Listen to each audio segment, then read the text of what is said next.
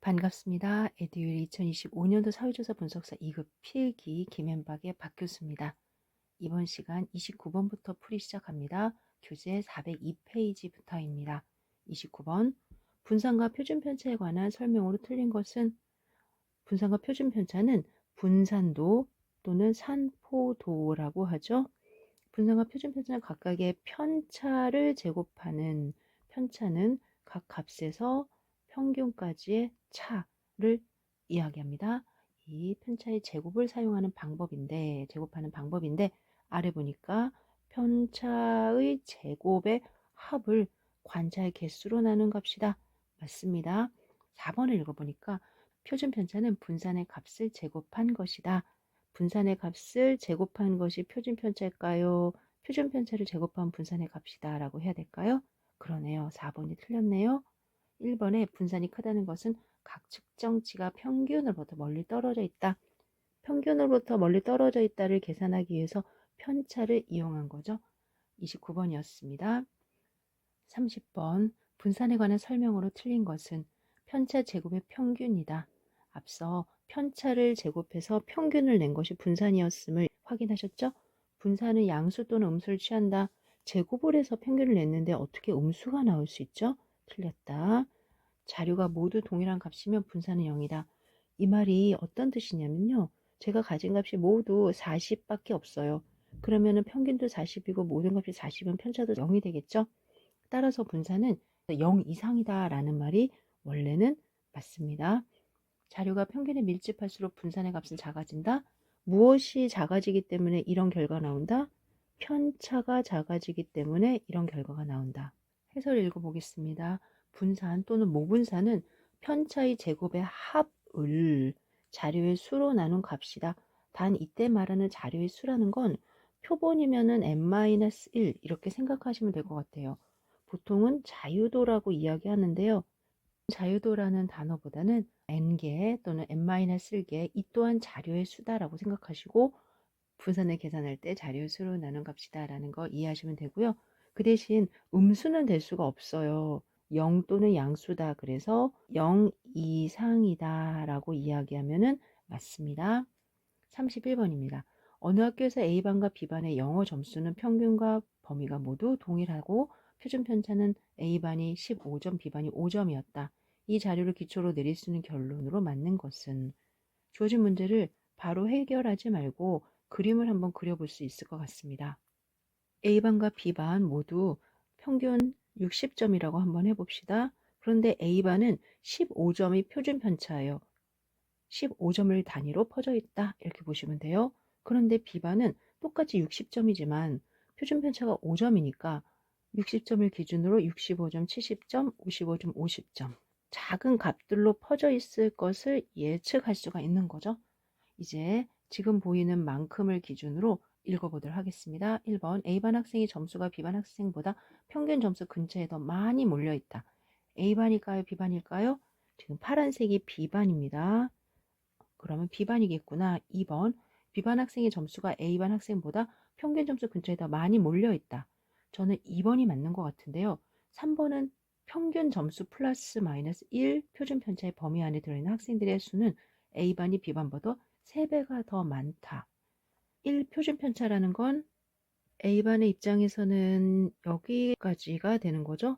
B반의 입장에서는 여기까지가 돼서 값의 입장에서는 3배라고 할 수 있을 것 같습니다.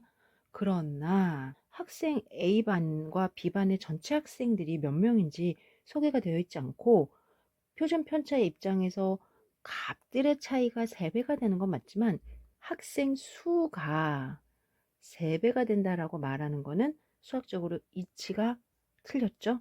3번, 4번은 둘 다 바르지 않은 해석입니다. 따라서 맞는 것은 2번입니다. 해설 읽어볼게요. 분산이 크다는 것은 각 측정치가 평균으로부터 멀리 떨어져 흩어져 있다. 흩어짐이 크다는 의미이다. A반이 B반보다 표준편차가 크므로 A반 학생들의 점수가 평균 점수로부터 멀리 흩어져 있어서 그 폭이 넓다라는 거고 B반은 평균 근처에 몰려 있다라는 것. 우리는 이 두 가지를 표준편차를 통해서 확인할 수 있다입니다. 다음 문제 분산 표준 편차에 대한 문제가 계속 진행이 되고 있습니다. 32번. 다음은 A병원과 B병원에서 각각 6명의 환자를 상대로 환자가 병원에 도착하여 진료 서비스를 받기까지의 대기 시간을 조사한 것이다. 두 병원의 진료 서비스 대기 시간에 대한 비교로 옳은 것은 A병원은 17분, 32분, 5분, 19분, 20분, 9분. 범위가 큰데요. 제일 짧게는 5분, 제일 길게는 32분. B병원은 10분, 15분, 17분, 17분, 23분, 20분. 짧게는 10분, 길게는 23분. A병원은 최소 5에서 최대 32, B병원은 최소 10에서 최대 23. 따라서 A병원이 훨씬 대기 시간의 입장에서 넓다라는 걸 알 수 있겠죠. A병원의 분산이 B병원의 분산에 비해서 넓다, 크다 이렇게 알 수 있습니다. 1번 A병원의 평균, B병원의 평균이 같다. 평균을 안 구해봤는데 A병원의 값 17부터 9까지 더해서 6으로 나누고 B병원 10에서 20까지 더해서 6으로 나누면 17분, 17분 동일합니다. 그러니 1번의 같다와 2번의 같다를 먼저 선택을 하시고요. 그리고 평균으로부터 얼마나 떨어져 있느냐가 분산이라면 평균을 기준으로 멀리 퍼져 있는 것이 분산이 크겠죠. 계산하지 않아도 A병원이 분산이 크다는 것을 금방 알 수 있기 때문에 답은 2번입니다. 주어진 문제는 분산을 계산하는 게 아닙니다. 아래와 같이 제가 분산을 계산했지만 결과적으로는 많이 퍼져 있을수록 분산이 커지는 거죠.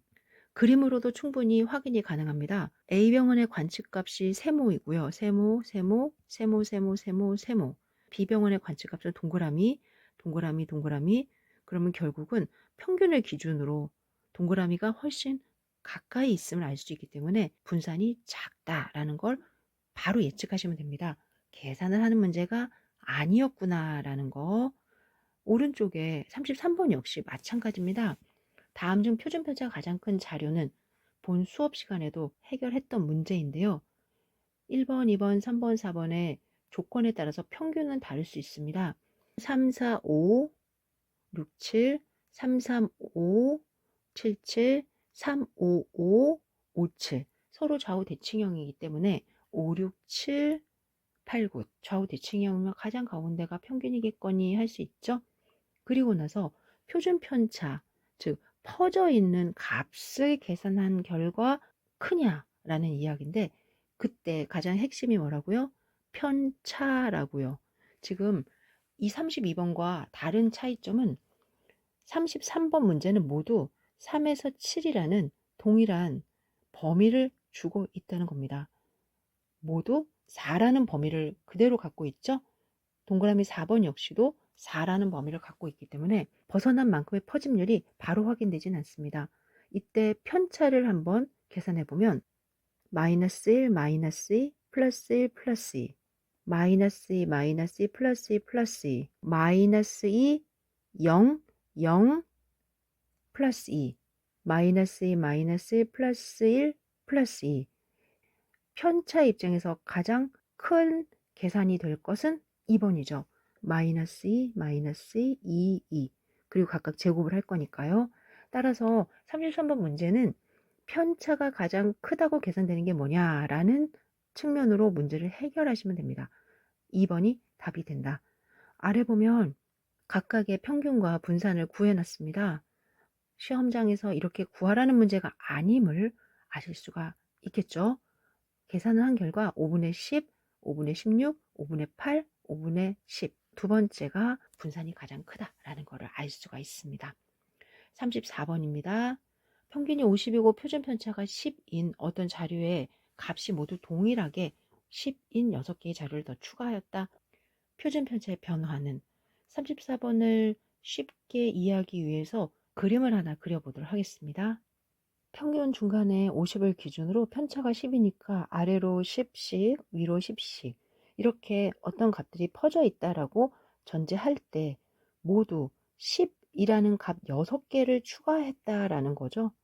그러면 10이라는 자리에 6개를 더 추가한다고 생각하시고 전체 개수에다가 6을 더한 것 그리고 그 중에서 10이라는 아주 작은 값 6개가 추가가 됐다고 상상을 해 보십시오. 평균을 기준으로 더 작은, 아주 많이 작은 값이 6개나 추가됐기 때문에 표준 편차보다 더 커지게 되겠죠. 해설 한번 읽어보죠. 표준 편차가 클수록 자료가 평균에서 멀리 떨어져 있다라는 건데, 지금의 50을 기준으로 추가가 된 것이 너무나 멀리 떨어져 있는 마이너스 40의 편차를 갖더라. 그리고 우리는 편차를 제곱해서 더해서 다시 평균을 구하게 되는데, 당초의 표준 편차보다 더 커진 편차가 생길 것이다 라고 예측하실 수가 있어요. 약 15.7이라는 것은 그 추가된 만큼을 계산한 결과입니다. 지금처럼 표준 편차나 분산 문제는 절대 계산을 하는 게 아니라 가능성을 예측하는 거다라는 것을 꼭 기억해 주셔야 됩니다. 다음 문제 35번. 20개로 이루어진 자료를 순서대로 나열하면 다음과 같을 때 중위수와 4분의 범위의 값을 순서대로 나열한 것은, 중위수를 구하는 문제인 거죠. 어떻게 계산하라고 알려드렸죠? 앞에서부터 뒤에서부터 순서대로 제거한다. 제거하는 건 아니고요. 위에 10개, 밑에 10개니까 9개가 서로 없어졌고 아래 9개가 없어졌고 중간에 40과 42가 남았으니 40, 42의 중간의 값은 41이다. 따라서 41, 41, 3번, 4번으로 좁혀줬고요. 4분의 범위를 구하기 위해서는 방법이 여러 가지가 있는데 우리 41을 기준으로 앞에 10개, 뒤에 10개 이렇게 나눠 봅시다. 그러면 앞에 10개가 다시 한번 이루어진 자료라고 하고 그 안에서 중간에 있는 값을 찾아보면 하나, 둘, 셋, 넷, 하나, 둘, 셋, 넷, 37과 39의 중간 38 이렇게 되겠죠? 아래 10개 역시 42에서 55에 앞에 4개, 뒤에 4개를 정리하면 중간에 45. 따라서 38이 Q1이고 중위수 41이 Q2, 45가 Q3가 되며 4분위 범위는 IQR은 세 번째 4분위 수에서 첫 번째 4분위 수를 빼는 거니까 45 빼기 38, 7입니다. 답은 3번이에요. 지금 20개 같은 경우는 중위수를 기준으로 10개, 10개 구별이 되기 때문에 앞에 10개를 가지고 다시 한번 중위수를 구한다. Q1. 뒤에 10개를 가지고 다시 한번 중위수를 구한다. Q3. 계산이 가능한데 조금 개수가 달라지면은 다른 접근을 시도해야 됩니다. 4분위 수를 구하는 방법이 몇 가지가 있어요. 그 중에서 사회조사 분석사에서는 가장 심플하게 구할 수 있는 20개가 많이 나옵니다. 따라서 35번을 연습해 주시는 걸 권장하고요. 아래쪽에 해설해 보면은 이치적이고 이론적으로 해설을 해 놓았습니다. 하지만 직관적으로 문제를 풀기를 권장합니다. 4분위 수 자체가 25%, 50%, 75% 위치의 값이다라는 거는 알고 계실 거고요. 그 중에서 50% 위치의 값이 중위수, 75%가 제3, 4분위 수와 25% 제1, 4분위 수의 차를 IQR 4분위 수 범위라고 이야기한다. 아무리 좋은 설명이 있어도 이 설명을 하나하나 이해하는 데 에너지를 드릴 것 같으면 저는 여러분들께 제 방법대로 제거하고 제거하고 중앙, 제거하고 제거하고 중앙 이렇게 찾아라 라고 안내를 해 드리겠습니다. 36번입니다. 한 집단에 대한 신체 검사를 한 결과 키와 발, 분명히 키는 크고 발은 작은데 그들이 평균으로부터 얼마나 떨어져 있는지 각각의 입장에서 산포를 비교하고 싶어진 겁니다. 그럴 때 쓰는 가장 적합한 방법이 변동계수죠. 산포, 그 중에서 표준 편차가 A 집단과 B 집단이 어떻게 다르냐라는 걸 비교할 때는 평균으로 나누어서 계산을 하게 됩니다. 해설입니다. 키와 발은 측정 단위가 다르며 이와 같이 측정 단위가 다른 두 자료의 산포의 크기를 비교할 때는 변동계수가 적합하다. 그런데 변동계수가 뭔데요? 어떻게 계산하는 건데요? 그럴 때는 38번 문제가 더 확실하게 도움이 됩니다. 평균이 40이고 표준 편차가 4이다. 표준 편차를 평균으로 나눠주면 변이계수, 변동계수다.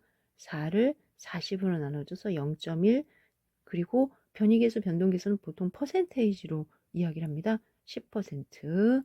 변이계수 변동계수는 표준편차를 평균으로 나눈다. 표평, 표준편차를 평균으로 나눈다. 표평, 이렇게. 그래서 10%다. 도대체 왜 변이계수를 계산할 때 표준편차를 평균으로 나누느냐? 이유가 여러 가지가 있는데 37번에 이런 이야기를 합니다. 4번, 서로 단위가 다르거나 집단 간의 평균의 차이가 커서 산포를 비교해야 될 때, 먼저 공부를 조금만 하고 뒤로 넘어가도록 합시다. 변이계수 변동계수는 표준 편차를 평균으로 나누는 것이다 그랬죠? 표평 CV라고 합니다. CV, CV는 표평이다 이렇게 이야기하는데, 표준 편차는 항상 양수입니다. 그런데 평균은 조건에 따라서 양수일 수도 음수일 수도 있단 말이죠. 따라서 변동계수는 0 이상 1 이하의 값을 갖는다라는 말은 불가능합니다. 변동계수는 그 대신 단위에 의존하지 않는 통계량이고요. 그 단위를 제거하기 위해서 평균으로 함께 나누어주는 표준화 같은 행위를 한 겁니다. 상대적인 산포의 척도로서 표준편차를 평균으로 나눈 값으로 정의된다. 표준편차를 평균으로 나눈다. 표평 나눈다. 그리고 4번처럼 이런 케이스에서는 변동계수를 사용하는 것이 좋다. 해설입니다. 변동계수는 표준편차를 평균으로 나눈 값 정의가 나왔고요. 이때 표준편차는 항상 양수이므로 평균의 값이 음수일 수도 있잖아요. 그래서 변동계수는 0 이하의 값을 당연히 가질 수 있습니다. 38번 문제 한번 풀어봤고요. 39번, 어떤 PC방을 이용하는 고객 중 무작위로 추출된 100명의 고객들을 대상으로 나이를 조사하여 다음 결과를 얻었다.